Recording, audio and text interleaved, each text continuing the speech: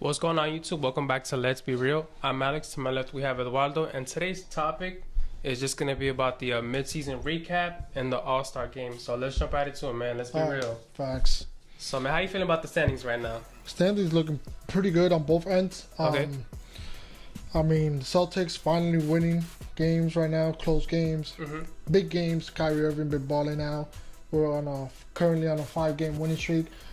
I'm not gonna say the East is wide open. I think it goes down to two teams, and the two teams is Boston and Toronto. I mean, Indiana did have the edge, but they lost a big loss. Superstar in the making, Victor Oladipo. Prayers to him for a huge comeback. And Milwaukee, I'm not really much worried about Milwaukee or Philly, just because they don't have enough shooting. Milwaukee on the other side have their second best shooting is Brook Lopez. A center. Yeah, and then Philadelphia, the second best shooter might be Ben Simmons. Okay. Right. But yeah, it goes down to those two teams. They each have a player that won the NBA Finals and know what it takes to get there to win it all. Yeah, the MVP they also have MVP candidates with exactly. So Kawhi Leonard and Kyrie Irving, for those of you out that don't know, and I think it goes down for them two in the East. And in the West, I mean, I'm not gonna say it's wide open because Golden State. I mean, DeMarcus Cousins. You know, with him in the lineup, in the paper, they look phenomenal, and they prove it. They prove it in the court as well. But it also could be good and bad with DeMarcus Cousins because his attitude, his playmaking. But yeah, the West, I don't know, man. I don't think nobody can beat Golden State at the end of the day. To be honest, I can partially agree with that statement. I still feel like the West has a lot of solid teams, but in my opinion, I would say the most dangerous team in a 7-game series is OKC. Oh, I mean, just because they have such a solid lineup, and Mr. Fourth Quarter himself, Paul George. The only thing that they it's a setback for them is their free throw shooting. Their best free throw shooter is Paul George, obviously, and then Westbrook shooting a career low 65%, and then who else is even close to being good? Steven Adams was like 55%. Yeah, everybody's pretty below. Yeah, everybody's below 80%. When it comes to the playoff, that's really very important. Yeah, especially with time management and then just making the shot itself. Yeah, that's pretty tough. But yeah, I can agree with you on that with OKC being the only team right now, because I don't think Houston. I don't know. They brought back to the two superstars, which is Chris Paul and James Harden. But I don't know that Trevor Ariza is a huge piece for them. Yeah. I don't think Houston, just because Clint Capella I don't know when he's coming back, but yeah, I see OKC the only team in the West that can obviously scare it off. Yeah, Golden State Warriors, and then LeBron and the Lakers. Yeah, I'm not even gonna talk about them. I mean, they're sitting down in the 10th place, 27-27. I had them going to the Western Conference Finals, facing the Warriors. Beating the Warriors. But man, it's just different story. That's how stacked the West is. They're right now 27-27. Still and they're out the playoffs as of right now, and they just need to step it up. Right now they lost by a 42-game worst career loss of LeBron. Is it really? So that's pretty 42 sad. points is a lot. Yeah, that's a lot. Against who? I'm really worried about the Lakers right now. Well, what they're gonna do with the panic attack? Are they gonna trade offer for anybody, or just because of the Anthony Davis is out right now? Trade talk, but it's just like, wow, they really need to pick it up because they soon up and now. I mean, question. I'm gonna ask you this question: What's up? The Lakers? Let's say they finish in 8th. Would you rather the Lakers finish in 8th or not make it to the playoff? The reason why I say, let's say the Lakers make it to the 8th place, right? Okay. You know who they're gonna play the first round, right? So it's just like, I mean, honestly, I would like to see that just because it's like LeBron versus Golden State Warriors, but this is the first round in the playoffs. Because if LeBron gets to the Warriors, he's cruising through the finals. Like, I don't think nobody's gonna stop him in the finals. What do you think? Man, it's just like, I missed the playoff because you're gonna get embarrassed in the first. No, but if he beats the Warriors, like he's cruising through it. Oh yeah, easily. Whoever beats the Warriors going to the finals. Yeah. So, but that'd be shocked. That'd be mind blown if Lakers and Golden State first round and Lakers beat them. That is gonna be my god. Reintroduce LeBron James as the GOAT. or whatever. But that's But another topic. let's get enough. That's enough talking about the standard. Let's go with the MVP right now. Who's your MVP to the midway season? Who do you think is going to take it all? So April? right now at the midway point, I kind of have a little bit of doubts about it, but my personal choice is Paul George. I mean, the reason why is because I mean you see him performing, and especially in the second quarter, you know, especially the fourth quarter, just scoring like 10 points or whatever. But just the fact that he's leading the team offensively and defensively, because he's also a candidate for Defensive Player of the Year. My only issue with that is the fact that OKC, they're already a stacked team. I mean, you got someone coming off the bench, Dennis Schroeder, aka Bobby Shmurda, who can average 20 points in any team, in my opinion, that's a full-time starter. And then you got probably the best pick and roll big man in Steven Adams, the strongest man in the league.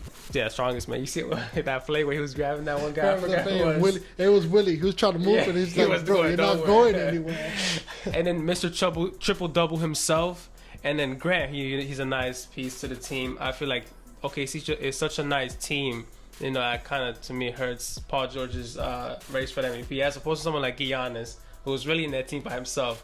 Because he said it before, the second best shooter on the team is Brook Lopez. It's the center. No, it's the center. You don't have to say the name. We don't have to say the name. It's a center.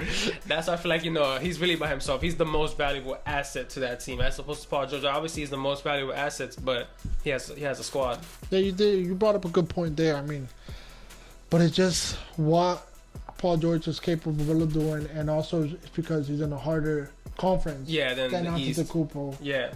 So it's just phenomenal what George is doing this year, on and off the court, and on both sides of the courts. I'm gonna have to go with George on this one. I'm not gonna say easily on George, but so far right now, if OKC finish in first place, unanimous. Oh yeah, absolutely, yeah. Unanimous, yes, I said it. In the West, unanimous has to go Paul George MVP if they finish first in the West, because. Obviously, I didn't pick up to go first in the West if they finish. I didn't even have them in my top 3. Not even maybe my top 5. I don't remember. I don't remember having. Go watch the video. Yeah, go watch the video. Let us know. But I don't think I had them in my top 5. I think I had them 6. Yeah, I mean, and just phenomenal what they're doing.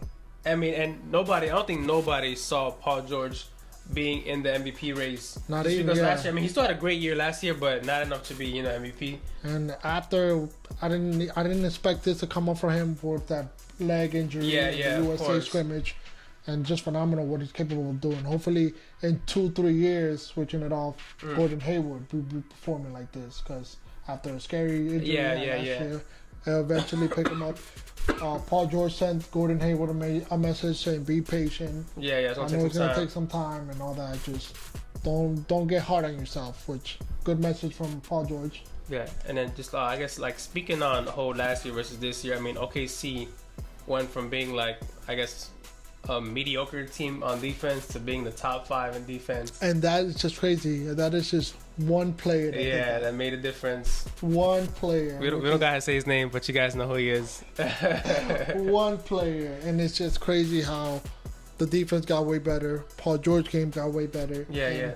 Crazy how well, not crazy, but good that Westbrook's been taking a step back and letting Paul George take over the team. Yeah, be the man that he is right now with MVP runner, and it's just phenomenal what OKC is doing. Yeah. Hopefully they can keep this up and not lose in the first round like they did last year. All right, so now we're gonna switch it up and we'll go to All-Star because today is Tuesday.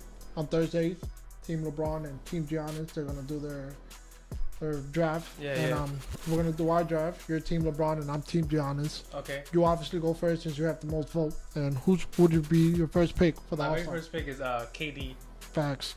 I mean, I'm gonna go with James Harden. Who's your second? We're just gonna go on order. You. Yeah.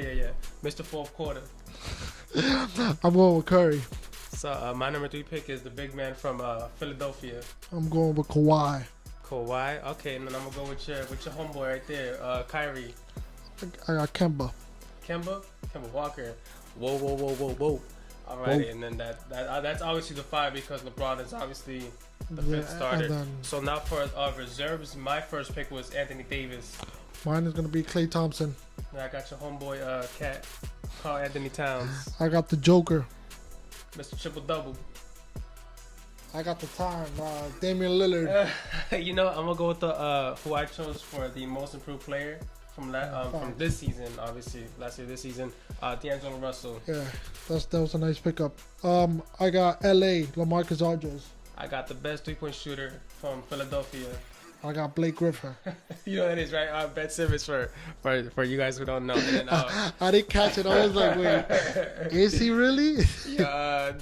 Ben Simmons, and then my next pick was Bradley Beal. And then I got Chris Middleton. And then that leaves me with the very last pick of who did I choose? Nick Vucevic from Miami. From Orlando. Okay. According to you, Kyle Leonard. Yeah, Kyle Lowry. Kyle Lowry. So yeah, man. And then the real MVP goes to Adam Silver, that he added Dwayne Wade and Dirk Nowitzki. That made he's the real MVP. For adding those two legends. Yes. And I'm just gonna give you Dwayne Wade. I kind of want Dwayne Wade, but I know I'm 100% sure Team LeBron. LeBron is gonna pick Dwayne Wade. So, and I'm gonna go with Dirk. I feel you on that one. Yeah, and makes this sense. is gonna be a very good All-Star. I feel like your team is way better, way stacked. So we was choosing it one by one, you know. It just, I kind of wanted this player, but I'm like, I can't skip. But my starting five is pretty good, pretty decent. I like it. But it's gonna be also special for Dwayne Wade and Dirk Nowitzki, and can't wait for this All-Star weekend. We pretty much wrapped those videos up. You have anything you want to say? No sir. Thank you guys for watching. Make sure you guys like, subscribe, and comment. And yeah, man. Like to finish it off. This is Andres and Alex is signing off. You heard? Yes, sir.